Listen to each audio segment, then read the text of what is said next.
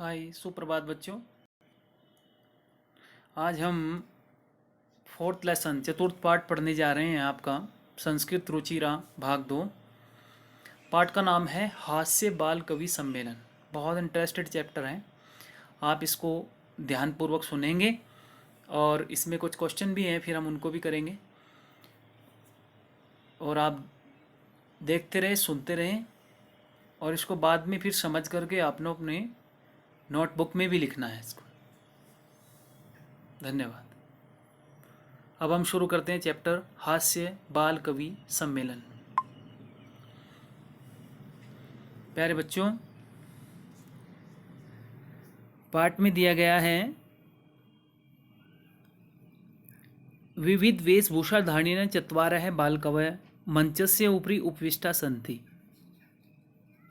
इसमें अव्यय का प्रयोग किया गया है पाठ में और कहा गया है कि अलग अलग, विविध कहते हैं अलग अलग, वेशभूषा धारिणः, अनेक प्रकार की वेशभूषा को धारण किए हुए, चत्वारः बालकवयः, चार छोटे बाल कवि, छोटे बच्चे कवि, मंचस्य उपरि उपविष्टा सन्ति, मंच के ऊपर बैठे हुए हैं, अधः नीचे, श्रोतारः हास्य कविता श्रवणाय उत्सुका सन्ति, कोलाहलम च कुर्वन्ति। यानी मंच के नीचे, मंच के आगे श्रोता लोग हास्य कविताओं को सुनने के लिए उत्सुक हैं और शोर मचा रहे हैं। कोलाहलम च कुर्वन्ति यानी शोर शराबा कर रहे हैं कि छोटे छोटे बाल कवि हैं और वो अब कविता सुनाएंगे, बहुत मज़ा आएगा, ऐसा सोच करके लोग शोर मचा रहे हैं। इसका मैं ट्रांसलेट भी कर देता हूँ इंग्लिश में ताकि आप लोग समझ सकें। 4 young poets are sitting on the stage in different get-ups. Underneath, the listeners are curious for listening the funny poem and creating noise. और नॉइज़ को क्या है, वो क्रिएट कर रहे हैं। तो जहाँ तक यह है कि अब वाक्य आपकी समझ में आ गया होगा। आगे देखिए, आगे बढ़ते हैं। संचालक, अब संचालक कहता है, संचालक क्या कह रहा है, अलम कोलाहलेन, शोर शराबा बंद कर दीजिए, शोर मत कीजिए। अद्य परम हर्षस्य अवसरः, आज क्या है, बहुत हर्ष का विषय है। क्या विषय है आज, यत् अस्मिन् कवि सम्मेलने काव्यहंतारः कालियापकाश्च भारतस्य हास्य कवि धुरंधराः समागताः सन्ति। यानी कह रहा है कि कवि सम्मेलन में काव्य की हत्या करने वाले और समय गंवाने वाले भारत के धुरंधर हास्य कवि आए हुए हैं। यानी संचालक ही ऐसी बात कह रहा है कि काव्य की हत्या करने वाले, हंतारे कहते हैं मारने वाले, और काल समय को, यापकाश्च समय को बिताने वाले, समय को बर्बाद करने वाले भारत के धुरंधर कवि आए हुए हैं। एहि यानी आओ, क्या करें, करतल ध्वनिना वयम एतेषाम स्वागतम कुर्मः, आओ हम तालियां की आवाज़ से हम इनका क्या करें, स्वागत करें, तालियां बजाएं। किनका, जो छोटे छोटे काव्य की हत्या करने वाले कवि आए हुए हैं उनका क्या करें, हम स्वागत करें। डोंट मेक नॉइज, शोर मत करो। It is a great matter of joy that in this gathering of poets the killers of poetry and the time of spoilers, India's great louder poets have arrived come. Let us welcome them with applause. तो इसमें ये बताया गया है कि छोटे जो बाल कवि आए हुए हैं उनका तालियों से क्या करो, स्वागत करो। अब उनमें गजाधरा, गजाधर नाम का जो कवि है वो क्या करता है, खड़ा हो जाता है, क्या कहता है, सर्वेभ्यो रसिकेभ्यो नमो नमः, सभी रसिकों को बार बार नमस्कार, बार बार नमन नमस्कार। क्या कहता है, प्रथम तावद अहम आधुनिकम वैद्यम, प्रथम पहले मैं क्या था, आधुनिक डॉक्टर के रूप में अपनी कविता सुनाता हूँ। यानी आज का जो आधुनिक डॉक्टर है उसके रूप में गजाधर कहता है कि मैं अपनी कविता आपको सुनाता हूँ। अब देखिए आगे, इसमें कहा गया है फिर,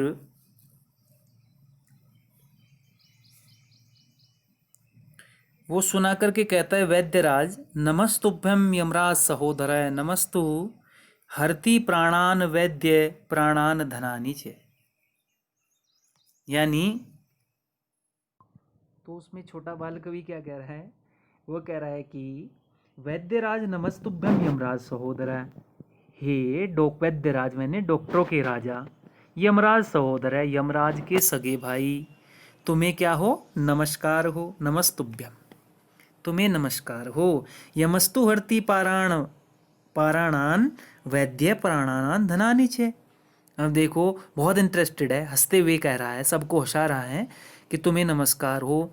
यमराज तो सिर्फ प्राणों का अपहरण करता है, परंतु वैद्य डॉक्टर तो प्राण और धन दोनों का हरण करता है। तो सब जोर से हंसते हैं, खिलखिला करके हंसने लगते हैं। आगे, कालांतक अरे वैद्यास्तु सर्वत्र परंतु नैते मादृशा कुशला, जनसंख्या निवारणे ममापि काव्यम इदम शृण्वन्तु भवन्तः। यानी इसमें कालांतक आया। कालांतक कहता है क्या, अरे वैद्यास्तु सर्वत्र परंतु नैते मादृशा कुशला, डॉक्टर तो सब जगह होते हैं, परंतु क्या होता है, जनसंख्या निवारण में मेरे समान कुशल नहीं होते। आप मेरी कविता भी सुनिए। यानी उसकी पहले वाले की बात को काटते हुए कहता है कि डॉक्टर तो सब जगह होते हैं, परंतु जनसंख्या निवारण में मेरे समान कुशल नहीं होते। आप मेरी कविता भी सुनिए। अब देखो उसकी कविता में वो क्या कह रहा है, चितां प्रज्वलितां दृष्ट्वा वैद्यो विस्मागताः, नाहं गतो न मे भ्राता कश्चिदं हस्तलाघवम्। यानी चितां प्रज्वलिता, चिता जलती चिता को दृष्टवा देख करके वैद्यो विस्मागताः, वैद्य हैरानी में पड़ गया। जलती चिता को देख करके वैद्य हैरानी में पड़ गया। नाहम गतो न मे भ्राता, न मैं गया न मेरा भाई, कस्य इदम हस्त लाघवम, यह है किसके हाथ की सफाई।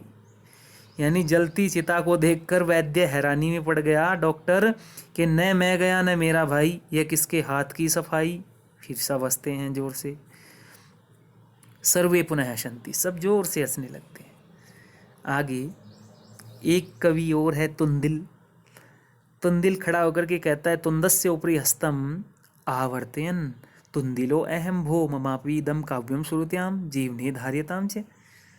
वो क्या कहता है कि तोंद के ऊपर हाथ फेरते हुए, अरे मैं तोंद हूँ, मेरा भी यह काव्य सुनिए, मम अपीदम काव्यम सुरताम, मेरा भी ये काव्य सुनिए, जीवने धार्यताम च, और जीवन में अपनाइए। क्या कहता है, प्रान्नम पाप्य दुर्बुद्धे, हे दुर्बुद्धि, परा अन्नम, दूसरों का अन्न, यानी